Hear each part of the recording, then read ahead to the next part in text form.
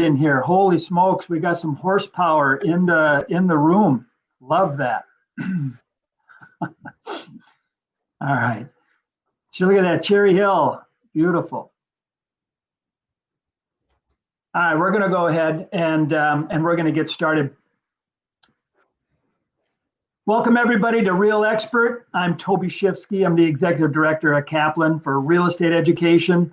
And today we have a special guest. Today with us is Steve Pemberton. Steve is going to be helping us understand why teams work. Steve comes with decades of experience in the real estate industry. Steve runs a very successful team right now out of the Twin City area in Minneapolis, St. Paul of Minnesota. Has sold over 3,000 homes since, I think you said, Steve, was it early 1970s? I don't want to date you too far back, but almost 3,000 homes. Is that right? Yeah, 1978 I started. 1978, super. Been named super agent, has been consecutively recognized for almost 17 straight years as a top agent, and runs a team, a very successful team. But his team didn't always look the way it looks today. It started like most teams do, very modest and very, very simple. And today he runs I think, Steve, what we thought was probably a mid-sized team, maybe 25 plus members, even has family involved. And so we're going to talk about teams. And Steve's going to share an awful lot with us, and there's a lot of secret sauce and super stuff in there. So Steve, I want to thank you for being here today, and I'm looking forward to really kind of diving in and digging in and sharing with our students, because I think what we're going to find, Steve, is we've got students who are already part of a team, and they might think they're in fact, they might even be owning a team right now. And so they're here thinking, I'm going to need a couple golden nuggets to run my team. There will be other people here that are on a team and they want to know if their team's going right. And then there'll be a big pile of people that are thinking about being on a team, or maybe they need to start their own team. So we've got kind of a good mix, and I might ask a couple poll questions as we get into this to kind of really figure it out. But that's what we have. And just to lay the final groundwork here, we only have 30 minutes. So this is going to go so fast, and it's a giant topic, but that's the way we create these real experts, is that we want them quick hitting, hard hitting, and everybody walks out of here with 3, 4, or 5 golden nuggets to maybe change their life, change their business. But everybody's going to get some value out of it. So Steve, thank you for being here and welcome. Thanks, Toby. Thanks for having me. Absolutely. Okay. So one more little bit for our audience. You can chat in the chat boxes. You should be able to hear us and you should be able to see us. Steve's email address is here. He's offered himself up. If you have any questions afterwards, you can email Steve and ask him questions. You can even call him if you want to. He's offered himself up for you as a resource, and go ahead and do that. And then if you have any questions while we're going along here, these chats can kind of run pretty fast. I'm going to keep a little eye on it. So as we go, we may be able to ask some direct questions, but for sure you can always reach out afterwards. All right, everybody?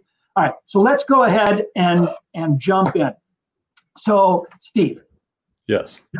Let me ask you a question. Are teams more popular today than they were 5 years ago? Absolutely. Why? Why are teams gaining in popular? Because I see the same thing. I mean, you've had a team for over 20 years, 25 years, I think. And why? Why now? Why more popular? Well, I think that there's safety in numbers, number one. Number two, there's the ability to be able to collaborate with those people that have already done this and that have produced at a fairly high level. Most people that are team leaders generally are not brand new. I mean, it does happen occasionally. Somebody will come out of an MBA program and decide that they want to go into the real estate business, and they decide that's how they're going to do it and leverage their time and their talent. But most of us had a very successful career as a salesperson. And as a result of that, we've been able to teach and leverage our abilities of experience to others and have them learn. It's a much faster learning curve than going to work for the big box broker, as an example. And you could be a team at a big box broker, But as an individual, the learning curve is much faster. Yeah, it's interesting you say that. We do an awful lot of licensing education. Clearly, that's what we do, right? And there's this part we call the valley of death, really, and it's a hard part for new agents. It's when you get licensed and then you actually have to make money, and you actually have to come up to speed fast enough to actually make money in order to stay in the business. And that can be a long time for some people. Some people can come right out of the gates and hit it. More power to you. But a lot of people take 5, 6, 8 months before they ever see a check. And we do see people that end up on a team. There seems to be a network. There seems to be a feeder. There seems to be the mentoring and the training and a kind of a faster sharing of knowledge than just going and being a part of a big brokerage. We do see that. I still think there's strength in both places, but a team tends to find the first return on their investment quicker on a team. And you think it's a big part about sharing, because I know for you, we talked a little bit, and we talked about kind of the culture that you can get out of a team, because we all work at a brokerage, but there's a certain culture at a team, and because there's a lot of people here thinking about being on a team, and how do they get on a team. Let me ask you a question. What do you find for teams and sharing? Is that a part of a culture of a team, or does that just always happen in all teams? Well, I people leave teams because of non-sharing. I mean, and they do. That becomes a destructive force in a team, where if you can't collaborate, if you can't work together, it becomes very, very difficult. And so what's the incentive for somebody to stay? There isn't. So there has to be to me, to have a successful team, you have to have collaboration. You have to have sharing. It's very, very important. Got it. Well, it would seem like a no-brainer, right? If you're going to have a team, you're going to have to share. You're going to have to talk. So, but you're right. I think that when we see teams dissolve, there is that breakdown in communication. All right, let's move on really, really quickly. So, let me say something really quick about teams. Yeah, go ahead. Whether you're experienced, and especially for an experienced, let's say somebody is living in Chicago and they want to. They're an agent. They want to leave the cold weather. They want to move to Florida. That person can immediately plug in with the team and be up and running right now. That's a huge advantage for somebody that wants to dynamically change their physical location. If I wanted to go to California and Beverly Hills, I would find out who are the top producing agent teams in Beverly Hills, and I'd go work for them. As somebody who has sold $1 billion worth of real estate, that's what I would do. That's a great point. So I bring my experience, maybe not the local market experience, but I bring my real estate experience, and I could demonstrate value to a team. So let's talk a little bit, Steve. That's a really great point. Let's talk a little bit about the value of a team, because I know we have a lot of people here that are thinking about being on a team. As a matter of fact, I'm going to ask a poll question. And so let's do this. Everybody get ready. You get to play along here. I'm going to just do a test and a survey. And I'm going to ask, are you currently on a team? If you would, everybody take a second to answer yes or no. Are you currently on a team? Let's see who's here, Steve. And we're going to, look at that. We got 11, we got 40 people, 50 people have responded. Let's keep rolling, keep going. We'll just give it a couple more seconds. Look, people are answering in the text box. If you could, put it in the, answer the poll question that's should be on your screen. If not, the text chat is fine also. All right, look at that. All right, let's go ahead. We're still answering. Look, most people are not on a team, almost overwhelmingly here. So, well, this is good to know, right? So we're talking to people who are probably thinking about being on a team, all right? Or maybe even starting a team. So let's go ahead and end the poll. I'm going to share results so everybody can kind of see where we're at. Hopefully you guys got a chance to take a look at that. Look at that. 17 are on a team and 45 are not on a team. I think we have more than that in the room, but a lot of people answered in the chat too. So let's So look at that. So about 2/3 are not on a team yet, Steve. All right. So this is who don't worry, if you're on a team, we're going to talk to you too. But let's go ahead and close this out. We'll come back to the video. All right. So with teams, one of the things we talked about is what, when do you think that you should start a team or you should be on a team? When is it the appropriate time to actually know when you should be doing that? So some of the people that we attract actually were independent agents that just found it difficult to just continue. Technology and the business was moving past their ability to be able to pivot. And we look at people that, whether they're brand new or they're experienced, I mean, clearly the people that are top producers, that's a different category altogether, but somebody that might sell 10 to 15 homes a year that wants to sell 20 to 30. Yeah. We heavily look at those people because we know we can take them from 10 to 20 within a year and probably close to 30 or 40 the following year. Really quickly, we have 3 new people that started with us in the last 60 days. Those people in their first 5 weeks combined sold almost 10 homes in 5 weeks. Now, they could not have done that at all on their own because the leads all came from us.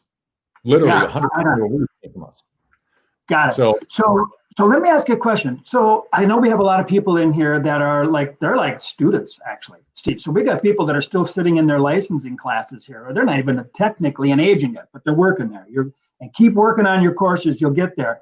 So what does a new person, I mean, because some of these people come out completely fresh, right? I mean, they pass their licensing exam, they're ready to be licensed. What can they offer to a team? How do they sell themselves to a team? What is a team looking for out of a person? Honesty, integrity, somebody who really is going to be able to not just talk the talk, but they will walk the talk. I mean, they really can do what they're saying that they're going to do. A lot of times we look at people that were athletes or that had to work on a team. Maybe it's in corporate America. People that were used to participating for the betterment of the group, and somebody who is a selfless person that is willing to put others' needs before their own to help the common cause of moving it forward. You and I talked a little bit earlier. It's not about perfection. Nobody's ever going to perfect this, but it's about progress towards perfection. And if we can see that a person can demonstrate that, we have a group chat that goes 24 hours a day. And when one of our people sells something, everybody clicks in and says, boom, congratulate. Everybody is high-fiving everybody at all times of the day. I mean, it's a really collaborative, collective effort of success for every single person on our team. So if I'm sitting there and I want to be on a team, first off, you better be a team player. I mean, that's essentially what you're saying, right? And if you can demonstrate that honesty, integrity, because I'm imagining there's a fair amount of resources that get put into a new agent, a new person who comes onto a team, and I'm imagining the team feels if there's been a positive result or a negative result. And so, I mean that's essentially it, right? I mean, yeah. And it's for us, it's very expensive for us to bring somebody into our system, because of the fact that there's so much hands-on and so much training and so much nurturing that goes on with them. And not only that, but we've invested, we were spending over $20,000 a month just in Zillow leads. And then also with Facebook and Google and all the rest. We had tens of thousands of dollars a month that were being invested in our people to create leads for them. And then, as you and I talked earlier, one of the great advantages for them is we literally are putting them through medical school, or figuratively putting them through medical school. So by the time that they come out the other end in 3 or 4 or 5 years, they literally have a business that will produce hundreds of thousands of dollars worth of revenue for them.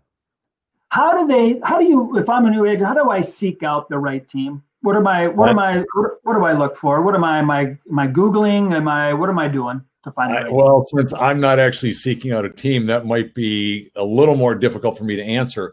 Yeah. we do a lot of online advertising with personnel type or HR type companies that we are looking for those kinds of people that are looking to advance their careers. Again, taking somebody who sells 10 homes a year that might already be licensed and take them to 20 or 25 or 30, that's a huge success. Yeah, right on. Well, so as you can imagine, Steve, we're in an interesting marketplace, right? With the pandemic and with a lot of people out of work who normally wouldn't be out of work. We've seen more talent, talented people, talent coming through licensing education as people have been displaced workers, and they look around and they're like, I need to take control of my life. I've been in the corporate America. I've been doing everything right. I'm smart. I'm capable. But because of the pandemic, I'm now need to take control of my life. I'm going to get my own license, and so the talent level is super high. This is a big kudos to all you people in licensing class. You are a very talented class of people coming through right now in licensing, which is great because I think our industry needs that level of talent. And have you had anybody creatively search you out? What have somebody done that is stuck in your mind that actually, came hard to be on your team? Has anybody done anything special that way? Yeah, we've had some interesting stories, but we won't have enough time for all of it. But I'll tell you that both myself and my son, the co-owner of our company, he and I have been on national podcasts with very famous people that run real estate podcasts. And we've had people from all over the country that have called us and said, hey, I heard your story. I heard how you started. I heard, my God, this was so interesting. And I've got a friend of mine that's thinking about selling real estate in Minneapolis. And can I have them call you? The answer, of course, yes. We'll talk to anybody. And then there are I did an ad decades ago of me walking on water. That was the most prolific, productive ad I've ever done of any sort. And I still have people to this day. It was shown in movie theaters also. And to this day, I'll have people tell me, and now with the pandemic, it's different, but prior to the movie theaters being shut down, I'll still have people that will come to me and say, I saw you at the movie theaters. I haven't had an ad in a movie theater in 20 years. So they'll come back that way. I remember you from. I remember you when. So we get them from every direction possible. Got it. Well, let me ask you a question. So just moving back into the teams, do you see team structures changing because of the pandemic, because of where we're at? Do you see kind of the influence? Do you see that changing much, or their effectiveness changing because of the pandemic? I see the really, really good teams, the really productive teams. I mean, you can have a team that they are just, again, operating parallel businesses. The ones that are real true teams. Yeah. And we have a number of teams that we collaborate with on a national level. So it's a brain trust. And we look at very heavily what can we do during the pandemic. One of the things is communications, that we do team events still. And I mean, we want to make sure our team members are involved in everything that moves through our system. So pandemic before, pandemic after, it's different. But we'll all get back to the normalcy at some point. So I know there'll be a lot of people here that are wondering, if I join a team, I mean, how does the money work? If I become a member of a team, or if I'm running a team, what should I be looking at as far as, because you're sharing leads with the team and you got team members on there, and what are the splits, so to say? How does it typically work? That's kind and I know there's but generally, real quick. Yeah, that's kind of it's kind of like asking the auto dealer, what's your real profit margin? In a way, I mean, people don't want to talk about it. And in a public forum, I'll make it very general, very broad. Yeah, perfect. There's a very large team in Minneapolis that their splits are about half of what ours are. Our splits, if we are paying for generating, cultivating the leads, we have all this front end expense, and we have the expense of carrying it through the closing because our back end is doing that as well. But administration, pushing paperwork. In round numbers, 50-50 for a team generated lead. And that doesn't matter if you're already through your commission brackets or not. It's just 50-50. We're paying for it. We're vetting. We're controlling all of that. But Toby, here's the great part of this. You do that, like I said, medical school, 3-4 years of this. These are your clients now. Yeah, right. It's an investment. You get it all the next go around. I'm with you. Totally understand. Thank you for answering that. I know that's pretty typical of what I'm seeing across the country too, Steve. So that's pretty typical for those mid-sized teams. Some people will vary here and there, but the real advantage, everybody, is there is an instant business. You got to bring the skills, because here's the other thing about teams. When I'm looking at dream team, right? So and structure, and why do teams work? I mean, because I started a team when I was in real estate. I got licensed in 1991, right? And by 1996, I had a lot of business. As a matter of fact, Steve, when do you think, I mean, how many transactions should I be doing before I think of that I need to start a team, or I should do my own team? Like, where do you think somebody should be at when you start to max out and then start to leverage into the advantages of a team? Where do you think that comes at? What point? Again, it depends on your state, depends on how much paperwork and infrastructure is needed, because it's different throughout the country. My son Parker he'd be a great example. He sold 100 homes his first year. Oh, I've never met anybody. Yeah, I've never met anybody that's done that. Wow. Yeah, he sold 100 homes his first year, and he told me by the time he got to 50 transactions, he sold 60 in his first 6 months. And he said, "I think I need an assistant." I said, "I think you need 2 assistants." So I guess the way that I would look at it, the way that I when I was starting as an agent, I got to 40 to 50 transactions, and I started thinking, I think I need somebody to help me. Yeah. Now, I don't know for everybody if that means you sell 30, you sell 20. Right. A very, very progressive, forward-thinking person today, if somebody came out of an MBA program, they'd be thinking 15, 20. Yeah. I need to leverage talent, and I'm going to get people to help me do that so I can do more of this. Right. It depends on the person. One of our agents, she can do 40 to 50 transactions a year. She doesn't need an assistant. She uses all of our back end, which allows her the time. Yeah. Because that's really what it came down to for me was when I'm doing transactions, how much time am I spending doing the stuff that I'm not great at? Yeah. Because isn't that really what teams are about, is finding what you're really good at and then doing that over and over and perfecting that and being brilliant at it? Because you've got like buyer's agents and you've got listing agents and we were talking earlier, that's a different skill set, isn't it?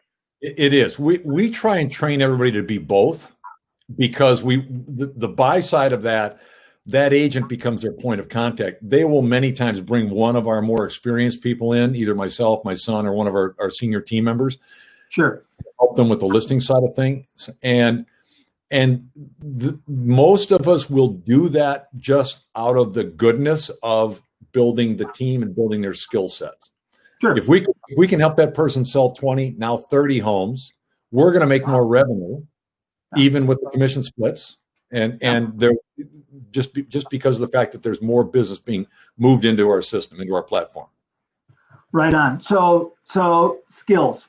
And this is the part I think is really where the strength of teams are, from my perspective. And I know we've talked a little bit, and I think you see it sort of the same way, is teams allow for people to be managed to their strengths, right? So if you are brilliant with buyers, if you are a brilliant connector, if you on the listing side, a little different skill set, right? We talked about it a little bit. Maybe you're a marketing wizard. Maybe you're not actually dealing directly with anybody. Maybe you're doing marketing for a team, or maybe you're a process wizard on how to process, administrative files and purchase agreements and listing agreements. Maybe that's your strength on a team too. I think the key about teams is you're not held back by your weakness, right? I mean, your team, and then it's up to really good team leadership to put you in a spot to excel. Right. and to bring value to that team. So if you had let's do this. We've got about 3 minutes left, and I want to make sure we hit on one thing. So because you've been around it for a long time, you are the sage, when it comes to teams. And when you look to the future of teams, what are the challenges, do you think, and what is a dream team? What does that look like going forward in the future? What maybe two pieces there. What is the challenges, real quick, and if you had that, those long distance glasses, where do teams go in the future? A couple things, and I'll make these answers because of our time. The dream team is great leadership. Great leadership, because without that, the rest of it's not going to work.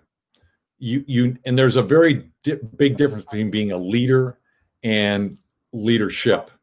So that's one. Two is teams are going to get more prolific. There will always be the individual agent, but there's going to be more and more and more people that will join and become part of a team. Like I said earlier when we talked, our team is designed on the same concept as the Mayo Clinic, where we've got a specialist for everything. We have our own legal, our own, everything we need to have is in place for someone to do their absolute best work. That's what it comes down to. Right on. So putting people in positions to excel with what they're strong and their skills, right? And having a team allows you to do that. There's no one facet that needs to be held back. If you're a lone soldier going, but don't get me wrong, a lot of people will go lone soldier and do brilliantly. And we all know those people are quite capable. But that has been and continues to be the advantages for teams, is the ability to leverage that expertise. I'll give you a really fast snippet of when I had a team in the past. I have 4 children. They're all grown sons. In 1978, I was number 10 in the United States for Coldwell Banker. I personally sold 128 homes. I went to over 1,000 events for my children because I had kids that became professional athletes and they were very talented. And I had school functions, school plays, everything you can imagine with 4 kids, and then traveling sports on a national level with 2 of them. I made all of those events. I was number 10 in the United States, and I had a robust family life and was home for dinner every single night. I could do that because I had a fantastic team. I could never have done that otherwise. Yeah, awesome. Strong close. Steve, I want to say thank you. Thank you for being here. Thank you for sharing your wisdom. Everybody, I'll tell you what, we're going to go ahead and put the closing screen up after we're done here. You can get Steve's email address. Again, if you have any questions for him or comments, I'm sure he'd be willing to share again with you guys. Thank you much for attending Real Expert, everybody. Take care and have a great day. Thanks, Toby.